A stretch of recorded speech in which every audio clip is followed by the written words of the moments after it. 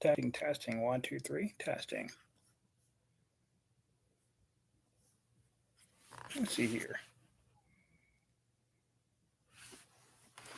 This is someone. Is there somebody on here? I sure hope not. That wasn't the plan to be seen. Hello. Okay, they're gone.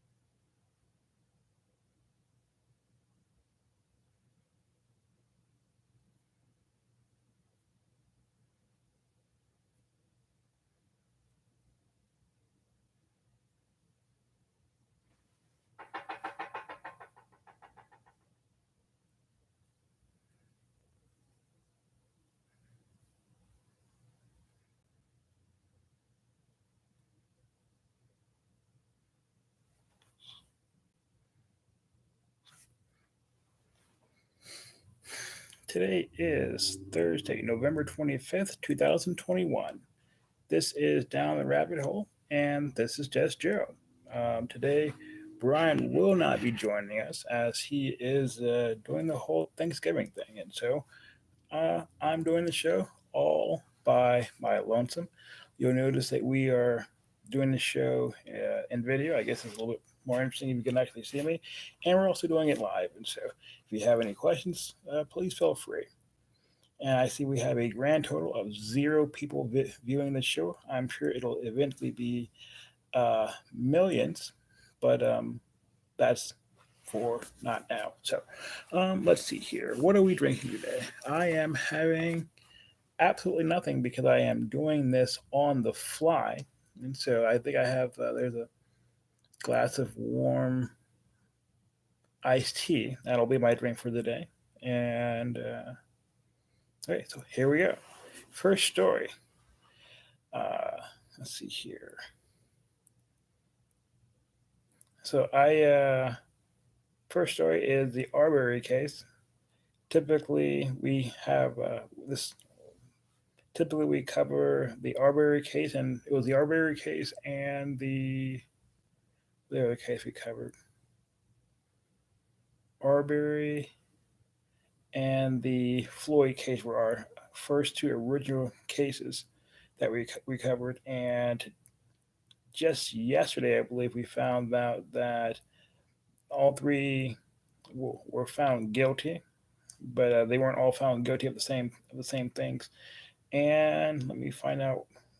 Let's see here. It's a lot harder than you think it is. This is our first story. The Arbery's. You see, was it the commercial? Then you'll hear the audio. Oh, turn this thing off.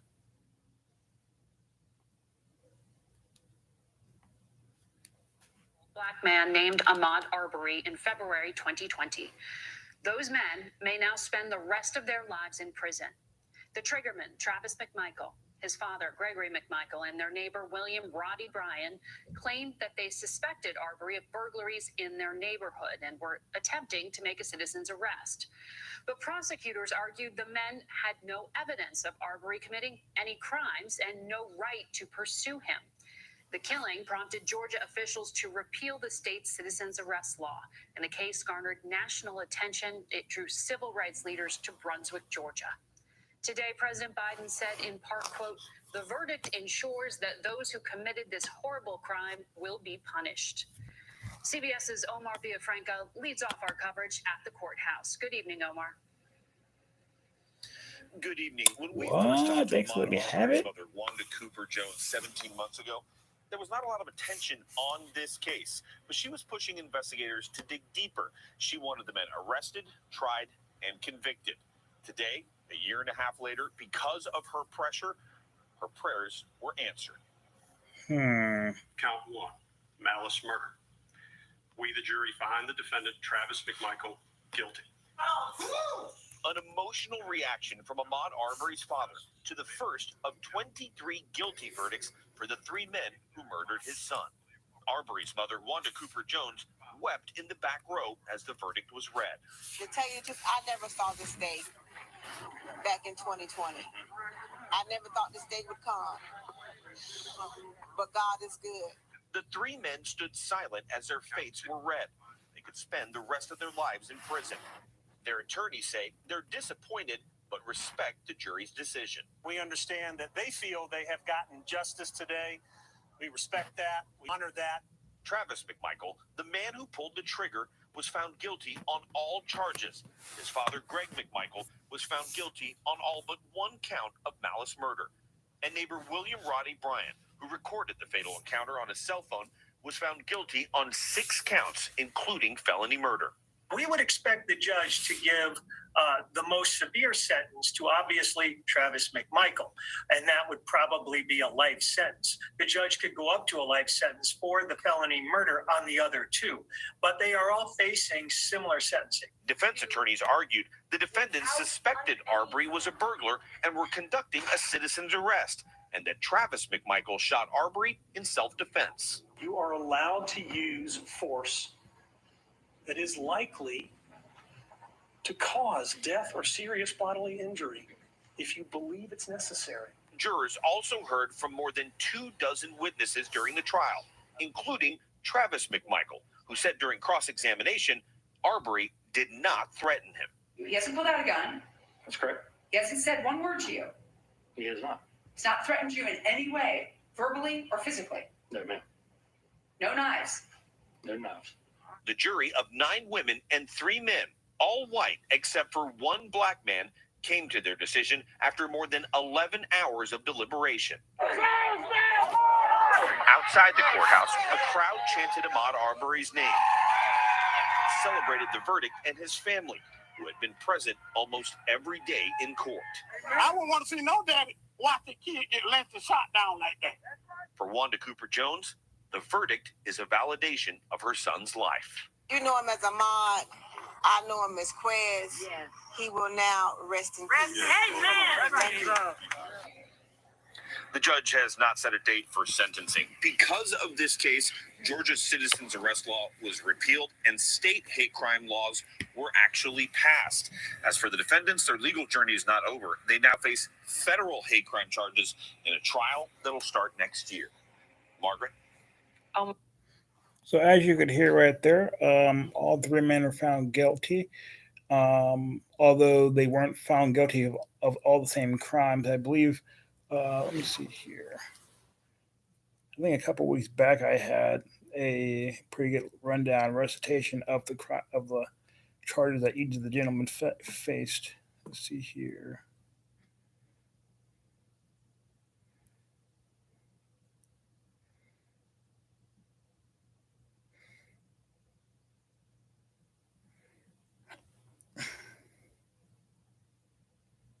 Let's see here. Nope, those were charges that Rittenhouse faced.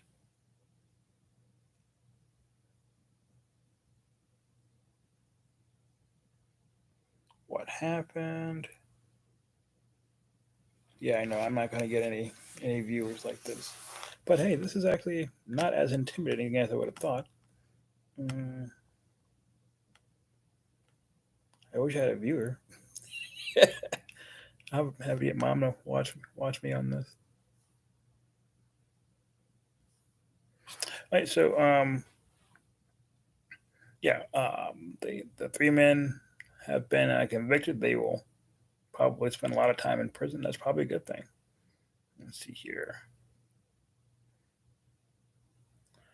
The next area I thought was very interesting is it's funny because we're talking about how important kids' educations are, and how, and especially in the last election in Virginia, how parents unhappy with what their children were being taught in schools through the election, one way or another. And it's just funny to see how in China they deal with educating their children. So the little red children in Grandpa Xi, China's school textbooks reflect the rise of Xi Jinping's personality cult. When the students in China returned to their classrooms in September 2021, they were provided with a new series of textbooks outlining China's President Xi Jinping, or Grandpa Xi's political philosophy. Each textbook on Xi Jinping's thought on socialism with Chinese characteristics for the new era, as Xi's political philosophy is officially called, is tailored to students at primary, secondary, and tertiary levels. Xi thought was enshrined into the Chinese Communist Party's CCP's constitution in 2017. Although the main state aims are to remain committed to the reform and build a moderately prosperous society, the realities of political philosophy has been a tightening of party discipline and curtailing of social freedom. Okay, so it's funny because you have, here in the States, you have parents in the streets mad about the possibility of their children being taught about critical race theory.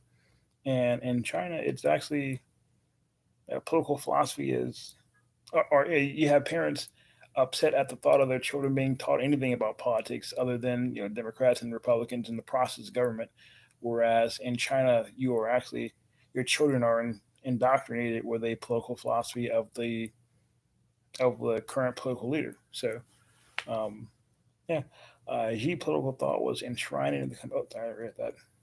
While prior textbooks were focused on the CCP, the new version centered on China's paramount leader.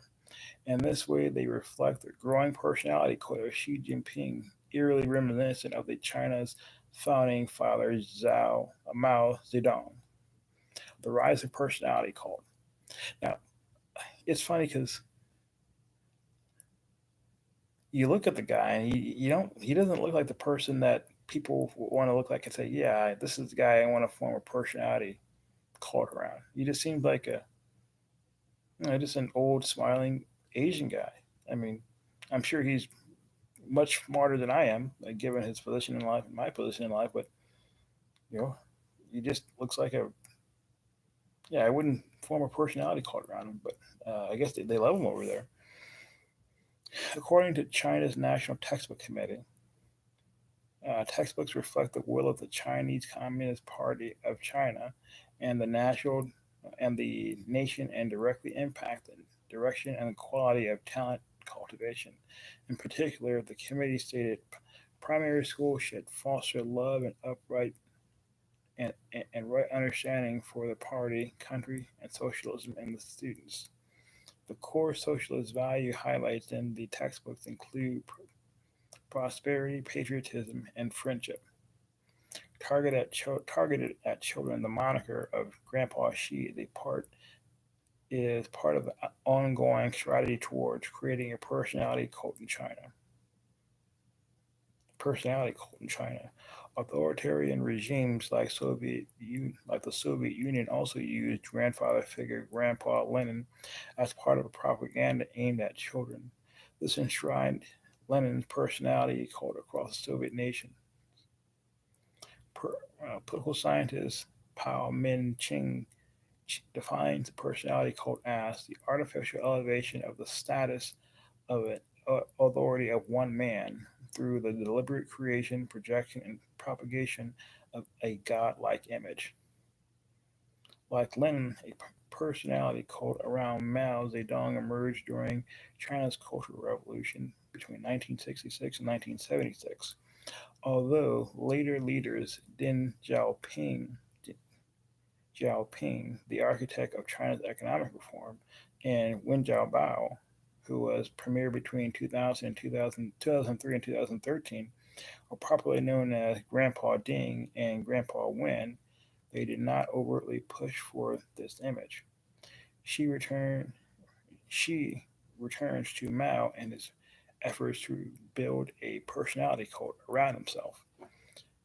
Since coming to power, he has cultivated the image of being a man of the people in a bid to make his own authoritarianism more palatable to the masses. Mm, yeah, that's kind of interesting.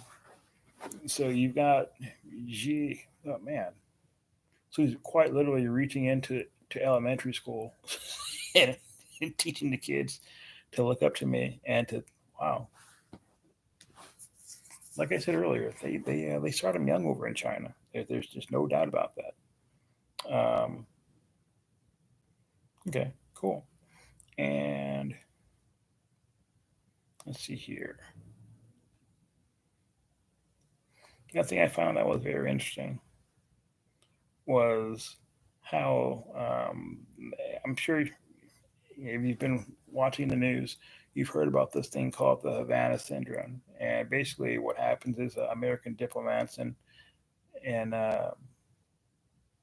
officials, civil officials, have been struck by what appears to be some type of pulse or sound or some type of weapon whereby they can just be sitting in their room and it'll just hit them, and then basically it screws with them for the rest of their life.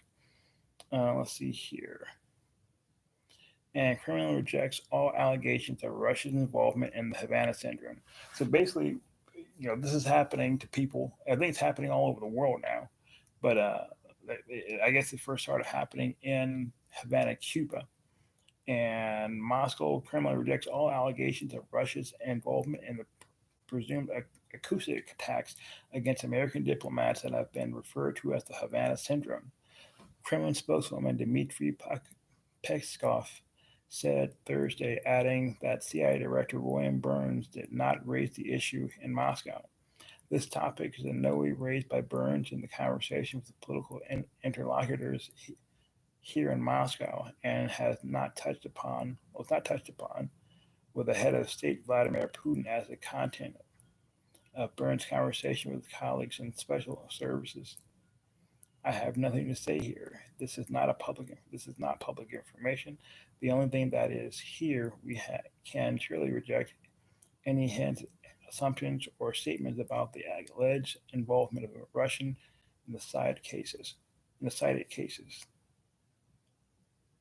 We have nothing to do with this, Peskov said to reporters. This comes after on Wednesday, Central Intelligence Agency Director William Burns reportedly warned Russia about the consequences if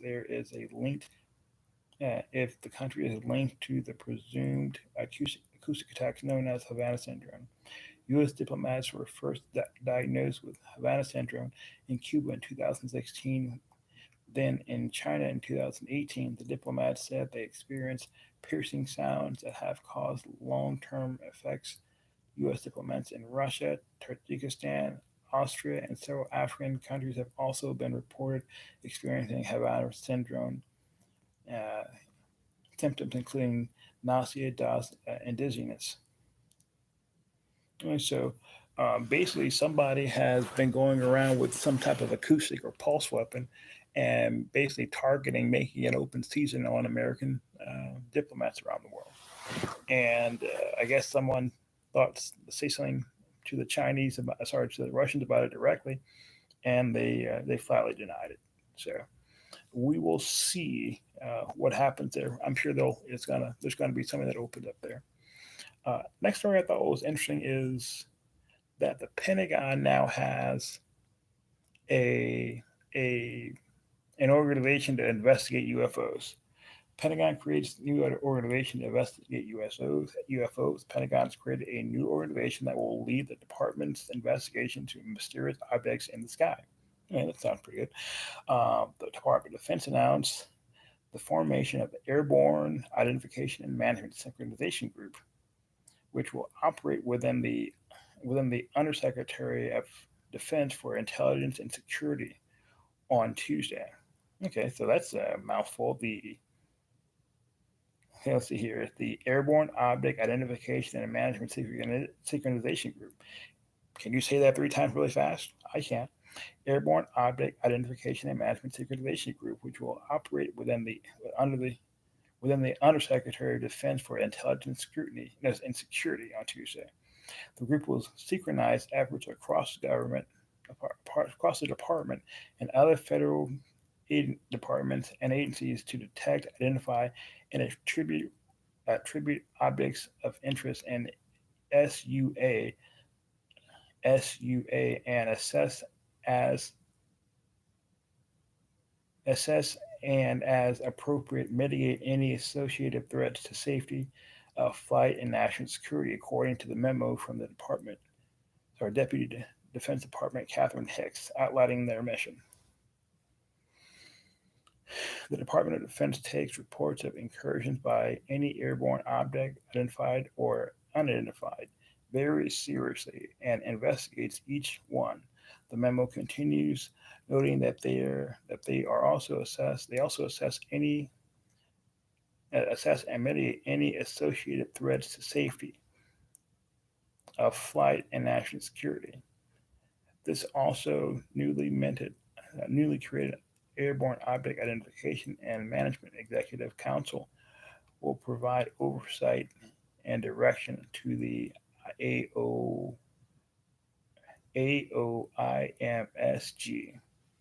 I'll try that again. Airborne Object Identification and Management Executive Council. My God. The AOIME. Wow.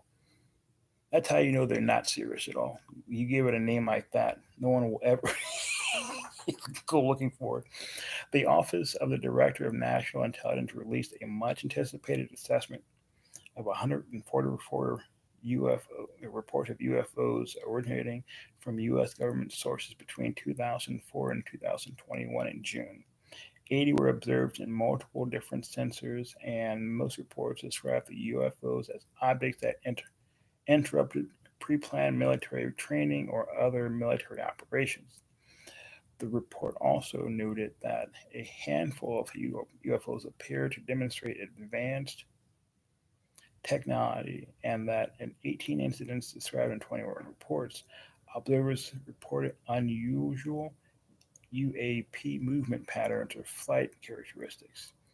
Hicks' memo commented on the report, saying that it also identified the need to make improvements in processes, policies, and techniques, and training to improve our ability to understand unidentified aerial phenomena.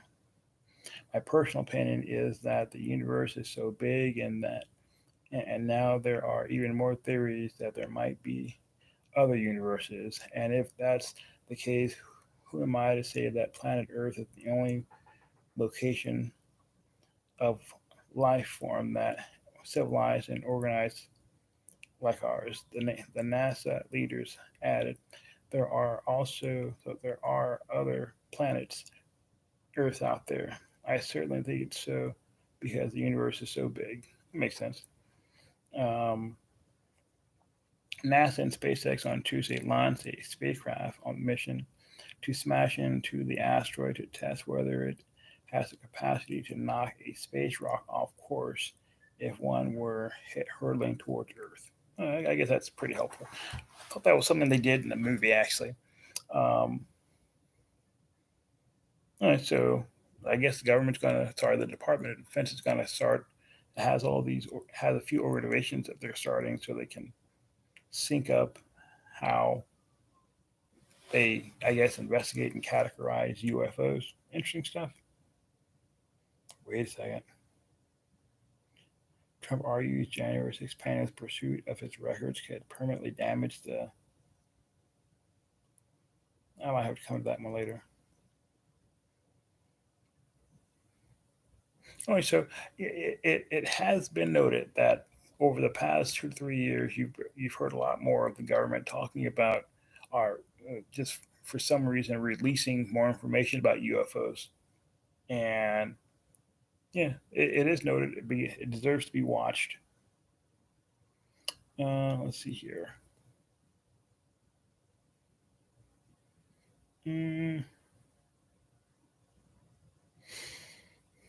Covered Arbery, Russian and Kremlin. Covered that. Pentagon.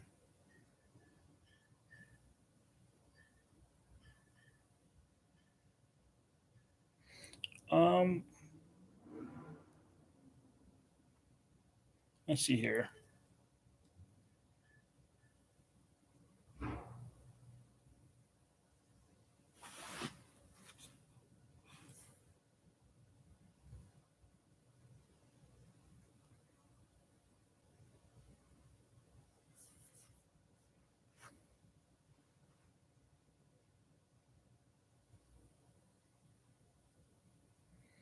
The next story I thought was very interesting. I've always thought that there might be something a little bit more to the whole Hunter Biden story, and I thought it was very curious how efficiently and quickly certain aspects of the media were able to just absolutely ignore it. And so it's one of those things I thought to myself, that sounded like it, I could see it happening. From what I understand of Mr. Biden's son, he's a piece of work. He's a winner. And so, let's see here. See if Fox will let me see the story. They literally want you to give a kidney before you can look at their second and third rate reporting. CNN, MSNBC, ABC, CBS, NBC ignore NYT bombshell report on Hunter Biden's business deal with Chinese company. It wasn't long ago that New York Times bombshell about business ties between president's son and foreign entity would have received wall-to-wall coverage, but that was not the case when the paper's newest report about Hunter Biden. Okay. Let's see here. I need something else to drink. I'm about to die of thirst. So I'm going to put you on pause. It says, I'm just going to put you on pause.